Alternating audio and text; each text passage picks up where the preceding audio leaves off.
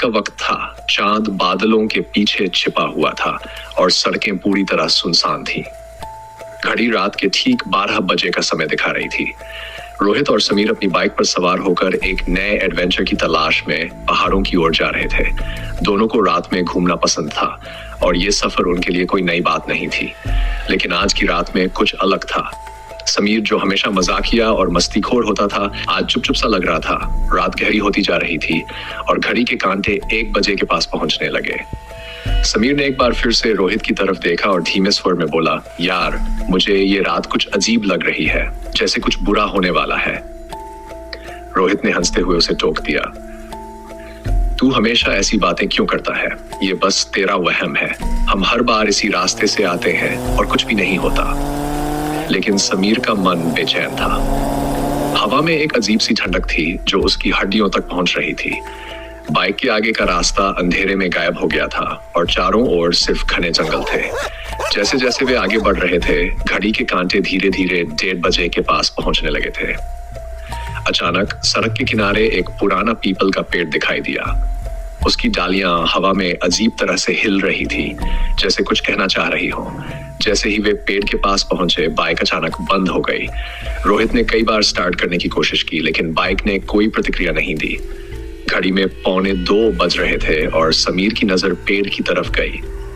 उसने देखा कि पेड़ के नीचे एक धुंधली सी परछाई खड़ी थी।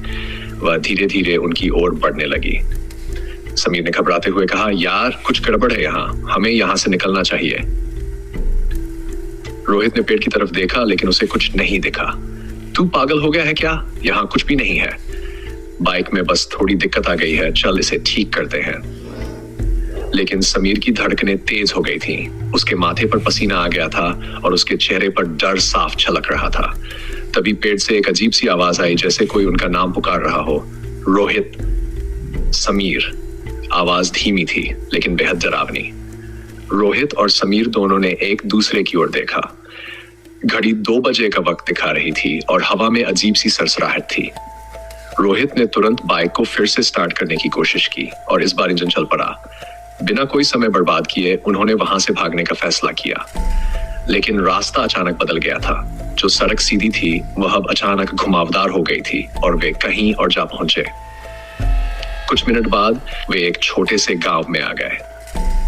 घड़ी अब 2:30 बजे बजा रही थी। गांव में हर जगह अजीब सा सन्नाटा था। न कोई बत्ती जल रही थी, न कोई इंसान दिख रहा था। दोनों दोस्त बाइक से उतरे और गांव का जायजा लेने लगे। तभी अचानक किसी के कदमों की आहट सुनाई दी। दोनों ने पीछे मुड़कर देखा, लेकिन वहां कोई नहीं था। रोहित ने समीर से कहा, कुछ गड़बड़ है इस गांव में, हमें यहाँ से निकलना चाहिए। समीर ने सहमते हुए हामी भर दी, लेकिन जैसे ही वे वापस जाने लगे, कुछ गांव वाले अचानक सामने आ गए। घड़ी में 3 बजे का वक्त हो गया था और अब गांव वाले धीरे धीरे सामने आ रहे थे। वे लोग बहुत अजीब थे। उनकी आंखें नहीं थीं, बस खाली गड्ढे थे जहां आंखें होनी चाहिए थीं। वे लोग बिना कुछ बोले धीरे धीरे उनकी तरफ बढ़ने लगे। समीर और रोहित दोनों हड़बड़ाकर पीछे हटने लगे। लेकिन तभी समीर का पैर फिसल गया और वह जमीन पर गिर पड़ा। रोहित ने उसे उठाने की कोशिश की, लेकिन तभी उन अजीब गांव वालों ने समीर को घेर लिया। उनकी आंखों की जगह खाली गड्ढों से खून की बूंदें टपक रही थीं। उनमें से एक बूढ़ा आदमी धीरे से फुसफुसाया, तुम यहाँ से नहीं जा सकते। रोहित घबराकर भागने लगा। घड़ी में अब 3:30 बजे बज रहे थे, लेकिन उसकी टांगें मानो जमीन से चिपक गई थीं।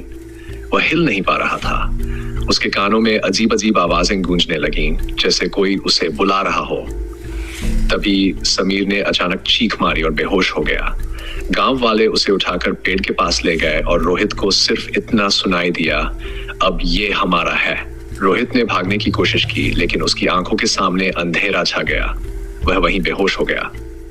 कुछ दिनों बाद रोहित और समीर के परिवार वाले उन्हें ढूंढते हुए उस गांव में आए, लेकिन गांव में कोई भी नजर नहीं आया। पीपल का पेड़ अब भी वहीं खड़ा था, लेकिन उसकी जड़ों में कुछ अजीब दिखा।